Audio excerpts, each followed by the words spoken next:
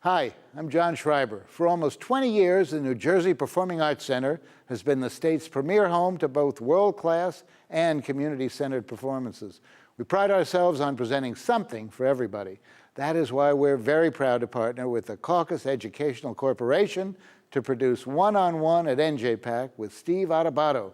This fun and informative series features some of the very best talent New Jersey has produced. We are pleased to welcome them and you to the Arts Center. Funding for this edition of One-on-One with Steve Adubato at NJPAC has been provided by Investors Bank, Berkeley College, the Northward Center, Century 21 Construction, Josh S. Weston, the Fidelco Group, and by the Community Food Bank of New Jersey. Find out how you can help. Promotional support provided by NJ.com, Small News, Big News, True Jersey, and by Commerce Magazine. This is One-on-One. I'm an equal American just like you are. The jobs of tomorrow are not the jobs of yesterday. Look at this. You got this? Here it is, man. Look at that. Life without dance is boring. When you first heard that they were doing Charlie Rose and Gayle King, didn't you go, what? Do you enjoy talking politics? No. People call me because they feel nobody's paying attention. Our culture, I don't think, has ever been tested the way it's being tested right now. Such a good question. High five.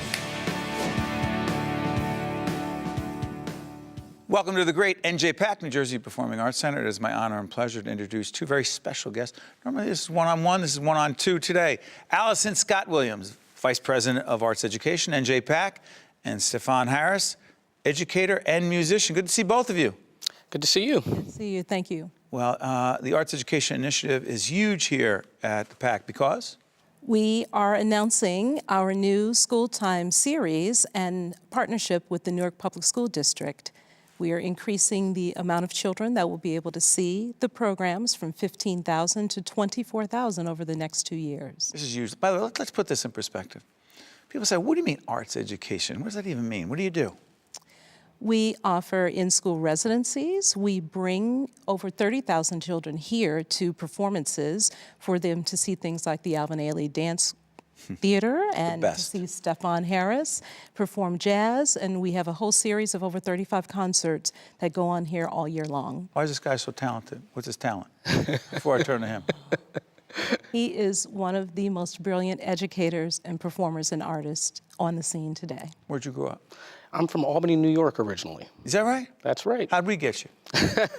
My wife is originally from Newark. Is that right? That's right. So I ended up moving to Newark. It's been 20 years now. Make the connection between your work as an artist and arts education. So I would begin by saying that part of the role of arts education is not just about giving children information and exposure. I was a kid who saw the Albany Symphony Orchestra for the first time when I was in about 4th grade or so, and it completely transformed my life. How?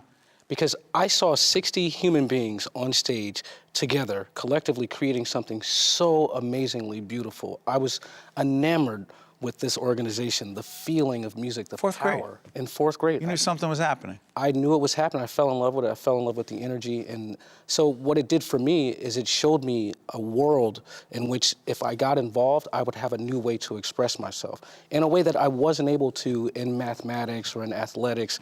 There's something incredibly subtle in terms of the way that arts allow people to express emotional depth. So what responsibility do you feel as an arts educator, given what you just said? Well, on many levels, I feel that it's important to understand that the role of arts in our greater society, that ultimately we're supposed to be a sonic manifestation of the ideals of the community. Say that again. That we're supposed A sonic manifestation of the ideals of the community. So you have communities that feel that they don't have a voice, that don't feel that they have power. And historically, the arts have always been a role, an opportunity, a platform for people to have their stories told in a safe environment. And in particular, jazz is an art form that is all about diversity of thought. If you have a bunch of people on stage playing the same way, you don't really have jazz. The magic of jazz is the same magic that exists in our great democracy. The idea that you have diversity of thought and the creativity and the innovation lies in between those seemingly disparate ideas. We create opportunities to challenge one another and accept one another on the stage all the time. You're shaking your head. Absolutely. It's why we have arts education and why NJPAC has arts education, a way to connect the community with what goes on here in the Arts Center, and a way to inspire children to go from exposure to skill building to making and creating. Talk about a city like Newark and why arts education is especially, I mean, someone might argue that arts education is important for any kid, but in this city, in these times, with these challenges and these issues? Well, just as Stefon mentioned how, arts and the arts is a way for one to express themselves, in what their thoughts are. We want to amplify students' authentic voices. Students don't always have enough ways to express themselves. As you recall, he just said, I saw 60 people playing in this symphony and it inspired me. And that's what we want every child to have the opportunity to be inspired and know that the arts is inclusive and to know that here's a place where your voice can be heard. We're here, we want to help you, and we want you to understand that this is for you. And so your connection to the Newark Public Schools is critical here, right? Absolutely. That's right. I would also add that I think it's really important for citizens of Newark to know that they are contributors to one of the greatest art forms on the planet. Newark is one of the leading cities in terms of the development of jazz. People like Wayne Shorter and Sarah Vaughan and James Moody, the icons of this art form, came from Woody Shaw. Woody Shaw, that's right, and the list goes on and on. These are people who came from this community, and it's not about those individuals. It's about the idea that there's an energy in this city of imagination, of drive, of passion that manifests itself very well in music. So I think children need to know that there's a great legacy from their forefathers, but it's also their legacy. There's a story that's not going to be told unless they tell it, and we want to provide the opportunity for them to do that. We had this conversation with John Shriver. John and I, John who heads up the PAC, we talk about this all the time as people who head up nonprofits. We run a not-for-profit production company. People get confused by the term not-for-profit. They think you're a charitable organization in the sense that, oh, so you don't run a business. Oh, so you don't have a bottom line. And you're making a face already, because you know where I'm going with this. So you don't need dollars, you don't need revenue, you don't go out and get grants, you don't need corporate and foundation support. How much support is there in the corporate and foundation community for the work you are doing? So my department is a $4 million operation, and I do multiple presentations to foundations and corporations and meetings with individuals. You're out there. To be out there to raise money for us to be able to provide these concerts. The cost for these concerts is $8 a seat. So we're not here for children to attend school-time concerts and make a lot of money off of selling seats. We want it to be $8 because we want children to have the access and opportunity. So that requires that I write grants and coordinate with my development colleagues. It's not like government's meetings. all in. No disrespect, sorry for interrupting. It's not like government sitting there going, hey, how can we support arts education? Let's make it a top priority item in the budget. I haven't seen that. Am I missing that? No, with the exception of the New Jersey State Arts Council. Arts Council Yes. is very supportive. And by the way, make sure you do that because they fund the program. You got to make sure you do. I understand that too. But Right. but here's the point. Not the federal government, No, certainly. they're not in. Oh, no. You got to be out there all the time. I do. We're fundraisers, are we not? Each and every day. No money, no mission. That's right. No program. No program. You're right. I would Go ahead, add real quick. to that I think it's in the best interest of corporations to contribute to the arts, because arts education is not about creating a new generation of artists. That will happen, it's inevitable, but being an artist, I think it's something that's in you, and it will come out given the opportunity. But the byproduct of having arts education exposure is that of creativity. And corporations are looking for people who understand the dynamic of working in a team, who understand how not to necessarily micromanage and how to get the best out of every person in the room. And that's what we do. We challenge one another. We want to accept. How about creating more well-rounded citizens? That's right. What a crazy idea. Imagine that. Stefon Harris and Alison Scott-Williams, the Arts Education Initiative here at NJPAC is just first rate, one of the best in the country. Thanks so much. We appreciate it.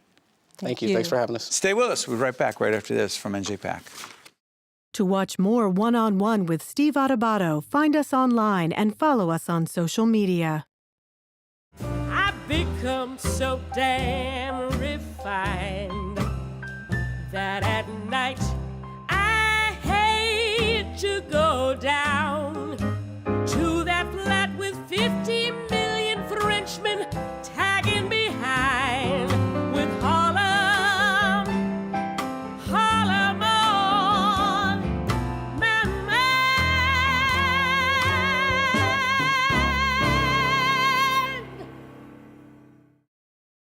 We are honored to be joined by Catherine Russell and talk about her new CD album called Harlem on My Mind. She's been performing, singing for a few years, and she's just awfully talented. How you doing? I'm good. How are you? I'm doing great. You fell in love with music when? Oh, my goodness. Yeah, seriously. Seriously, from the first time I remember, maybe in the late 50s, probably 1959, the first thing I remember, we had a radio in the kitchen, and I was listening. Playing the Make Believe Ballroom, WNEW AM, William B. Williams, and so the first thing I was hearing was Steve Lawrence and Edie Gourmet, Tony Bennett, Louis Armstrong, Ella Fitzgerald, all of the Mills Brothers, all the music that they were playing, Bobby Darin, everything that was popular at that time. Parents big on music? Yes, all kinds of music. All kinds, eclectic. Eclectic, from opera, my mother was a big opera aficionado, to all periods of classical music, to Great American Song, what we know now as a Great American Songbook, to blues, to, my dad was from Panama, so I heard a lot of calypso, you know. When did you know you could sing? You know, it's interesting because I knew I had a musical ear first, so I used to harmonize to the Star Spangled Banner in class, you know, when you say, you know, my country, and I just started harmonizing to it. So I didn't know I was a singer, but I knew that I could hear harmony, so. First gig? Well, I was a dancer first. Yeah. I was a professional dancer with the Catherine Dunham Dance Company. So my first gig was probably at the New York World's Fair in 1964. We performed, I think, in the New York State Pavilion. So, First singing gig? First singing gig was... I feel like James Lipton right now. Yeah. Sorry. We had him as a guest. I think he influenced me. Yeah. I got some blue cards right here. Yeah. Oh, sorry. I love him. What's he's not to great. love? I know. He turned around and interviewed me. I got freaked out. But Yeah. Never mind. I digress. That's funny. Okay, first singing gig? Was probably, I used to make children's educational recordings for Holt, Reinhardt, and Winston in those days. They made the, you know, Little Red Caboose and all these things. So that was my first, when I was like 9. So I was bending your ear before because I was, as a kid growing up, I loved Jackson Browne, David Bowie later. You sang with them, you performed with them in the early 2000s. 2000s, yeah. You went out on your own 2006. Yes. The transition from backup singer to, hey, I'm on my own. Explain it. Yeah, I was encouraged. You know, when I got back from David Bowie's last tour in 2004, it was kind of like, what haven't I done? So I was then encouraged to, well, you haven't made your own album. Why don't you just put some songs together? And my business partner, whom I work with, my manager now, he just said, get a few songs together. I know somebody outside of Chicago that will co-produce an album with me, which turned into my first album called Cat. So, you know, we met with record labels, and luckily I got a recording deal at that. Fast forward, Harlem on My Mind, the title. Yes. What's it mean? Well, that first started with an Irving Berlin song, Harlem on My Mind, which I sang in a show, an Ethel Waters themed show, because she recorded it first, that Michael Feinstein was curating. And I loved the song. So then we just started putting that song into my regular shows, and people started to respond, positively to it, which is how I gather my material and then test it, in front of an audience. And then as I gathered material, it was kind of, all of these artists had big careers in Harlem, in the heyday of Harlem. And the collection just kind of came together, and then we thought, yeah, well, it's a family connection. I still have family that lives in Harlem.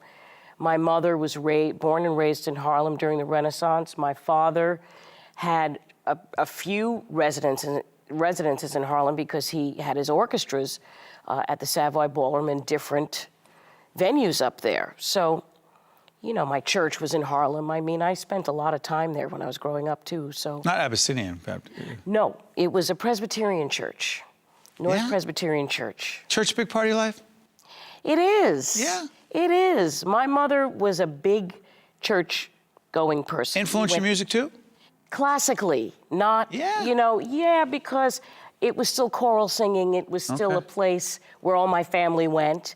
And then later on, I moved to the West Coast for a little while, joined up with Reverend Darrell Terry, who is incredible gospel composer and vocalist. And at that time, he was starting his group called the New Generation Singers. So this was in the early 70s. So that's really where I kind of found the voice that I use these days. That really helped me to develop. What haven't you done? I'm serious. I'm just listening to you going, by the way, why don't you just write a book called Here's My Story? I love opera, and I will never be an opera singer, but I love opera. So yeah? I love opera. I have the most respect for that craft. It's so difficult. Real quick, can I plug one more time? Sure. Okay, it's Catherine Russell, Harlem on My Mind. All these wonderful songs. I think there are 12 great songs here. Check out, you have a website? www.catherinerussell.net. And it'll give you all of that updates you and gives you all the information about me and my family and where we're playing and so forth. I love it. You honor us by being here, and thank you so much. Steve. And when you write the book, come back. Okay. Thank you so much, I will. Catherine. Thank you. Stay with us. We'll be right back. We're not going to black. We're going to other good stuff right after this. Stay with us. To see more one-on-one with Steve Adubato programs, visit us online at steveadubato.org. If you would like to express an opinion, email us at info@caucusnj.org. Find us on Facebook at facebook.com/Steve Adubato PhD and follow us on Twitter at Steve Adubato. We're pleased to be joined by Darrell Terry, Senior President and Chief Executive Officer of Newark Beth Israel Medical Center and Children's Hospital of New Jersey. Good to see you, Darrell. Good to see you, Steve. Let's talk healthcare. But what's interesting at your organization, it's not just healthcare per se, it's tied very directly to the community. We were talking with Barry Ostrowski, who is the CEO of the entire system, about these issues. Let's talk about the community involvement first. What's Hire Newark? Hire Newark is an initiative that was started with the mayor's office, but joined in with RWJ Barnabas Health and Newark Beth Israel Medical Center specifically. We have 9 employer partners that work together to hire Newark residents. It is a 6-week training program where we find people who are hard to employ, and we give them work skills and training skills and interviewing skills. But the neat thing about it is at the conclusion of the program, there's a job waiting for them. That's a big deal. I remember there was a community advisory board meeting I was pleased to moderate at Newark Beth, where we actually announced this program, and it had a real big impact on hiring, training and hiring people in the community. By the way, let's make it clear that Newark Beth is tied to the larger RWJ Barnabas health system. Could you make it clear where the Newark Beth footprint is? So Newark Beth Israel is one of the 11 acute care hospitals of RWJ Barnabas Health. We're in the South Ward of Newark. It's Newark Beth Israel Medical Center, a 665-bed licensed bed hospital with the Children's Hospital of New Jersey. Who comes into the Beth? We have patients from all over New Jersey for our tertiary programs, the advanced lung program, the advanced cardiac.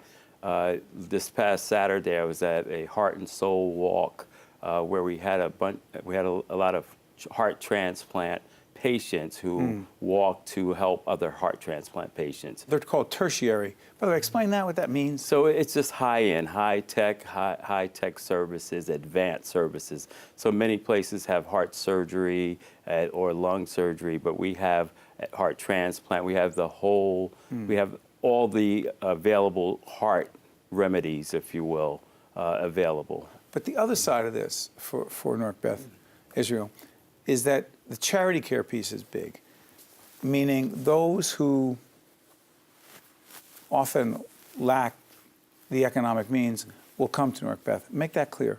Who's that population? It was a larger charity care population before the Affordable Care Act. So we did exactly what was contemplated under the Affordable Care Act. We signed people up for insurance. So a lot of charity care patients have converted into Medicaid managed care patients. So that they're typically healthier once you have an insurance product. And so we're actually see anybody who comes in our doors. So there's still some charity care, but many of the charity care now have some insurance. Darrell, you know, it's interesting. You and I have had these conversations offline about the importance of educating individual community members about managing their own health. Talk about that and the role that a healthcare organization plays in helping folks do that. Well, we have to give them the education, the awareness, the tools to help them help themselves. So we have a number of initiatives there. We have the Greenhouse at Newark, Beth Israel, which is very The Beth Greenhouse. The Beth Greenhouse. Just an incredible access to healthy fruits and vegetables. And we also have healthy cooking classes. So we can take the fresh fruits. About a month ago, Congressman Payne came to our center. Him and I went and we picked fresh vegetables out of the greenhouse. We went across the street to the Reverend Ronald B. Christian Community Health and Wellness Center, and we actually cooked the food and had community members so that they can see how to make healthy recipes. Let's talk about why that's so important. Because Newark is often described as a food desert. Yes. What does that mean, and why does it make what you just talked about with Congressman so significant? So there's not a lot of access for healthy foods. It's a lot more convenient or easier. When I was growing up in Newark, you can go into a corner store, you can get potato chips, you can get sodas, but you couldn't get bananas or fruit. Processed foods. Right. And so we really want to teach people about it. I didn't know what was healthy food or what wasn't healthy food when I was growing up in Newark. But now we're out there, we're teaching kids. We have a Kids Fit program that manages childhood obesity, and we have a Beth Challenge, which is in 13 different churches that really help people learn how to manage their weight in a better way. It's exercise, it's eating right. And by the way, I need to interrupt you there because I happen to know, because we've talked about this at a lot of the community advisory meetings that I've been a part of. You have personally gotten involved in this. You have personally got involved in the challenge. What's the challenge called? The Beth Challenge. To do what? So it's to lose weight. It's to lose and manage your weight. And so it first started off as an employee initiative, and it was a contest. It was about fun initially. Right. And so I actually participated in the first one and was actually the winner of the first Beth Challenge. But after we found out how successful it was, we took it out into the community and really have had an impact, actually being responsible for over 20,000 pounds lost. Of community members? Yes. Real quick, transplant initiative? The lung transplant program in Newark Beth Israel Medical Center, previously you would have to go into New York or Pennsylvania for those services. And now, right in the heart of Newark, you have a lung transplant program with great outcomes. And the heart transplant? Heart transplant is one of the busiest in the country and actually has great outcomes, and the stories are unbelievable. We are coming up on our 1,000th heart transplant. 1,000. But finally, I gotta ask you this. You and I have talked a lot about communicating because we've had seminars, we've talked about the challenge of communicating about healthcare. How challenging is it with all the acronyms and the jargon and the insider language about healthcare to communicate to the average person basic healthcare concepts? It's really important to meet people where they are and not talk over them, because you have to connect with them. On Monday night, we're having Men's Health Night, where we'll have about 150 men at Maplewood Country Club, where we teach them it's a panel of physicians who will be talking to them about health. They'll have private one-on-one question and answer periods. And then we go downstairs and watch Monday Night Football. It's a great event, and it attracts people. You got to meet people where they are. That's right. Real quick, can you do the Children's Hospital Initiative? What makes it special? Children's Hospital. Many hospitals now sort of, when they get in financial difficulty, they reduce or eliminate pediatric services. Not Newark Beth Israel. We've actually been able to create and enhance our service, including having pediatric cardiac surgery, one of the biggest programs in the area. Children's Heart Center. Yeah. Yes. By the way, it's interesting about Darrell. One thing I happen to know about him personally is he grew up in the same neighborhood where he happens to be the CEO right now. Born at the Beth, met my wife at the Beth. My kids were born at the Beth. It's very personal to me. It's a great story. Thank you, Darrell. Thank you. The preceding program has been a production of the Caucus Educational Corporation and the New Jersey Performing Arts Center in association with NJTV and WNET. Funding for this edition of One-on-One with Steve Adubato at NJPAC has been provided by Investors Bank, Berkeley College, the Northward Center, Century 21 Construction, Josh S. Weston, the Fidelco Group, and by the Community Food Bank of New Jersey. Transportation provided by Airbrook Limousine, serving the metropolitan New York, New Jersey area. When I grow up, I want to be a top chef. When I grow up, I want to be a CEO. When I grow up, I want to be hungry. No child wants to grow up to be hungry, but that's the reality for 1 in 5 children in New Jersey. Join the Community Food Bank of New Jersey and end childhood hunger. We need your help. You can feed our future. Feed the future!